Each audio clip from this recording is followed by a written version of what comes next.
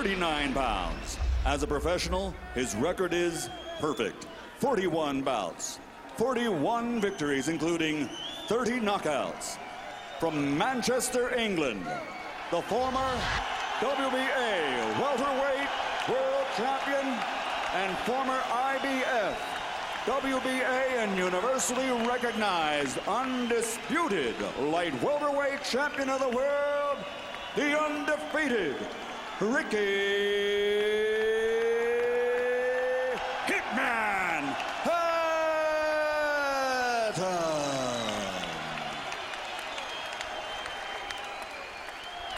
Fighting out of the blue corner, wearing blue, official weight 139 pounds. Professional record 18 bouts with 17 victories, including 13 knockouts and 1 draw.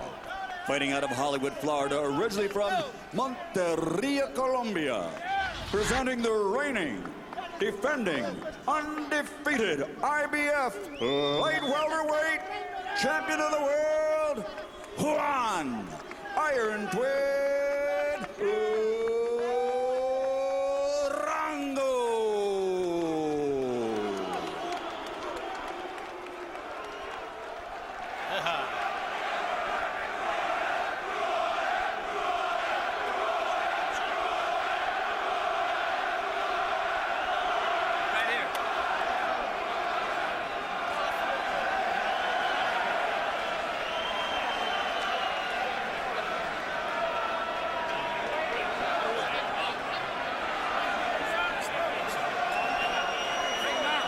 Let's go now. Let's go. Okay, gentlemen, caballeros, you already received your instructions. Ustedes han recibido instrucciones. Okay, right here is good, anything that's going to be below. Here, aquí está bien, aquí no. Right here is good, anything that's going to be low. Aquí está bien, aquí no.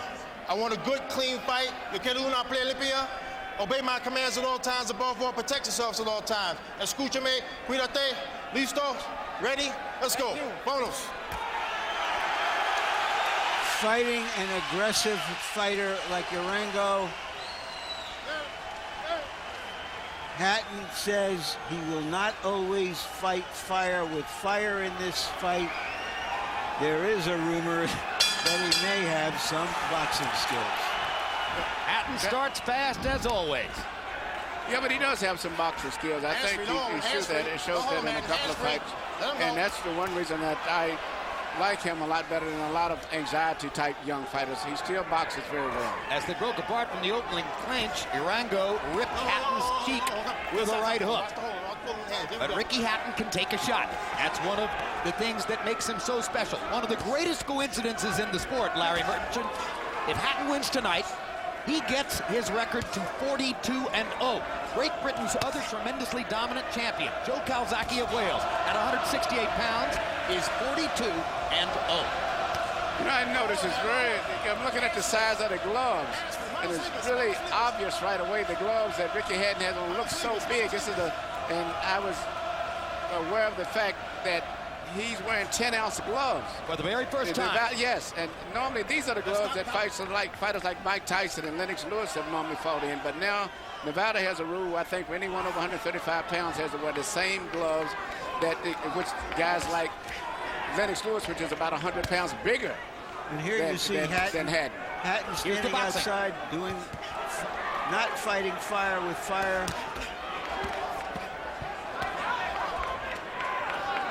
Hands free, motor sleepers. So, Larry, the point is made already. If Hatton wants to, he can go into a stance and begin to use his jab and box, and already he's showing that he intends to do it tonight.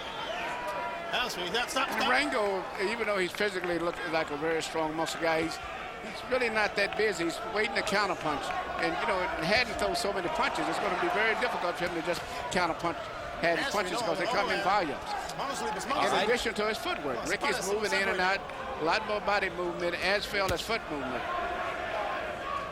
And now to solidify the other story you introduced, Emmanuel, Nevada, the only place which has instituted this safety measure requiring all fighters down to 135 to wear 10-ounce gloves. Do you think it truly makes fighters safer? I can't say, but I mean, we have to start somewhere. And they had so many deaths, particularly in Nevada in the last year, more than probably any other major state, but they have so many fights here that they're just trying to find something that they can use as a gauge to see if it works out for safety. Personally, myself, I would say no. I would say with 8-ounce gloves for smaller guys. I think it makes for a better fight. It is a violent sport. Maybe sometimes a better fight is a more dangerous fight, but people who install power lines or clean windows on the top of tall buildings or work in coal mines know that they're exposing themselves to danger as well. Pro football players have very difficult afterlives. Boxing isn't alone. Hatton consistently beat Urango to the punch in that round. Get him with some great shoe shots. Get straight stuff. And finish on some straight stuff. You know what I mean? Getting involved a little too quick. Step to the side a little bit. You're meeting him head on. You know what I mean? Where you're good is the angles. You've got the angles. You've got the balance. Don't meet this fucker head on. You know what I mean? And finish on some straight stuff. Let's have a bit more of a look at him. Yeah? Come on, let's go. Let's lift up the pace.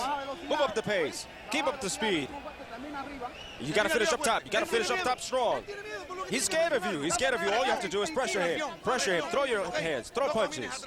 Don't step backwards. Don't step back. Block your hands up and counter. Counter attack with 3. Finishing off with a hook. How do you feel it? Good, good.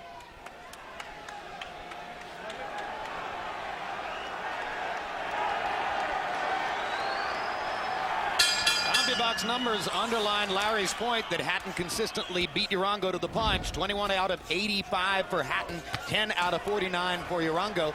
Urango came out and fought at a pace as though he's fighting against a normal guy. Hatton is no normal guy.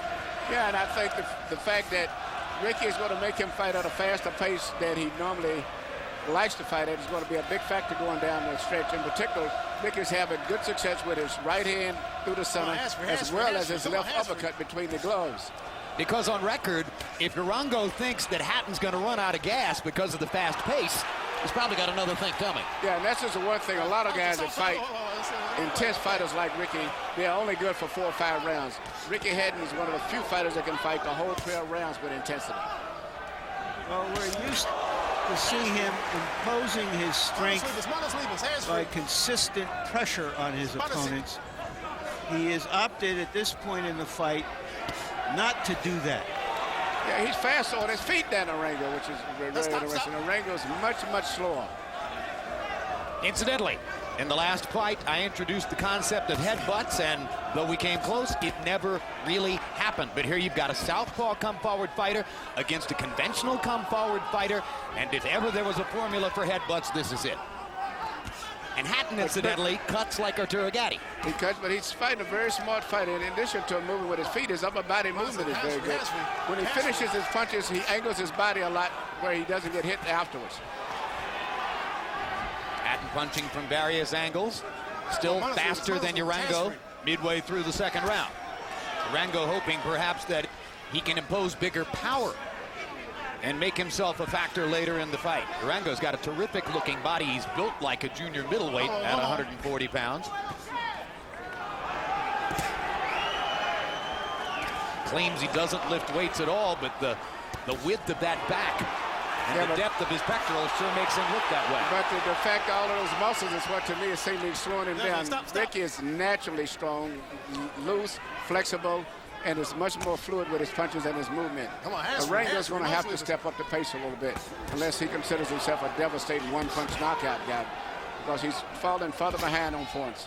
And the foot movement that Hatton is showing here far superior to what seemed to be the case against Luis Collazo in Boston last year when he was fighting 7 pounds north at 147.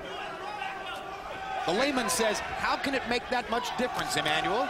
It makes a big difference. I mean, everybody's body's cut off at a certain point where you can lose weight at a certain point, and if you go beyond that, you're not effective. In the same way, when you're fighting those middleweights, is really what those guys at 147 are. They're coming for 160 normally.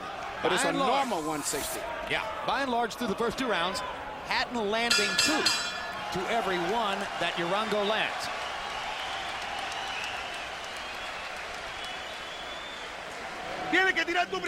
You've got to be first, man. Be first. Don't wait for him to throw. Be first. Jab, jab, and throw your hands. You've got to pressure him more. Throw more punches. You understand? We're losing. We're losing. We're down. Come on, we're down. You got to be strong from the first round. Throw hard punches. Hard punches. You understand? You feeling good? All right. He's hitting you and he's hugging you. He's hitting you and he's grabbing. But come on, lively, lively. Give me one. I'm sticking with a screw shot that we did in his in last week. The work for this kid. He's strong now. He'll get weaker as the fight goes on, but not if you're using too much energy. There's nothing wrong with fucking stealing rest, you know what I'm saying? CompuBox numbers continue to make the point we're talking about. In that round, Urango 11 of 49, Hatton 26 out of 62. It's not very hard for a judge to score a round like that.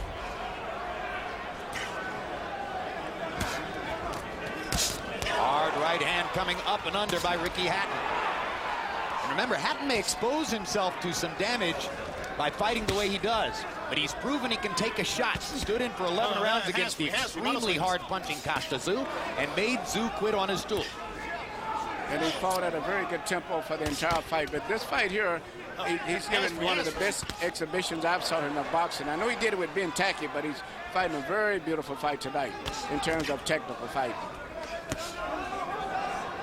Well, I love the phrase he used in his conversation with Larry Merchant yesterday. You don't always fight fire with fire. See, that's the difference between he and Diego Corrales. Diego feels regardless of who he's fighting, he's got to show that he's more macho than they are. Even if he's 6 foot tall and he's fighting a guy 5'6". Hatton mixing body punches in with consistent flow upstairs. Urango seeming to look to land one big shot and simply getting swamped in the punch output department for right now. Now there's a nice little right hook inside by Juan Urango. Hasn't really managed to land his left so far. Well, even when he throws his left, he doesn't seem to have the power that his right hand has, even though he fights. But that probably is because of the fact he said he's really not a southpaw. When you look at his left hand, he doesn't really punch with it with that much authority. Like Marvelous Marvin Hagler, like Michael Moore, who lost his heavyweight championship to George Foreman, a right-handed guy who fights in a southpaw stance. Yeah, and Marvin hurt a lot of people with his right hand. There's a right hook that backs Hatton up a little bit, or Ricky was actually already backing up when he got caught with the punch. Urango seems to understand now that he needs to step up the pace if he's going to stay in the fight. His cornerman gave him some great instructions. He's not going to win the fight at the pace that he's fighting at. He's got to step up and have a lot more intensity.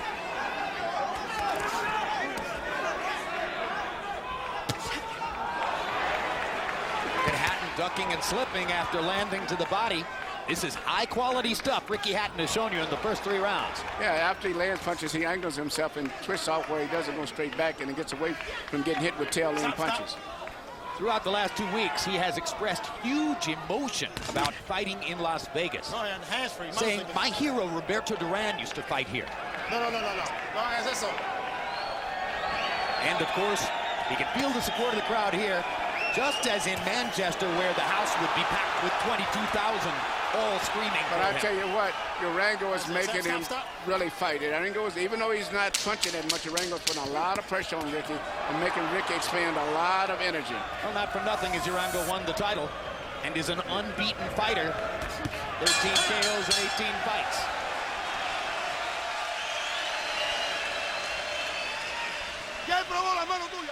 He tasted your power. He tasted your power already. You got it? Press him. Press him. He doesn't like it. He knows you've got a hard hand. Come on. Go in with 3 punches. Combination. You got to throw more. Throw more. In and out. In and out. Throw. Here you see Urango coming back with a... You've got to drain this kid. You've got to drain him. You understand? You're a little bit cute. You feel okay? Right here you see Ricky Hatton throw a right hand, perfectly timed, right between those gap of the gloves, and he caught Urango. And in fact, he's been very effective punching between the gloves tonight, all night long on Urango. And right here you see Urango come right back with a beautiful right punch, and that is the type of a punch that Ricky has to watch out for. The tail end punches that he gets hit with sometimes.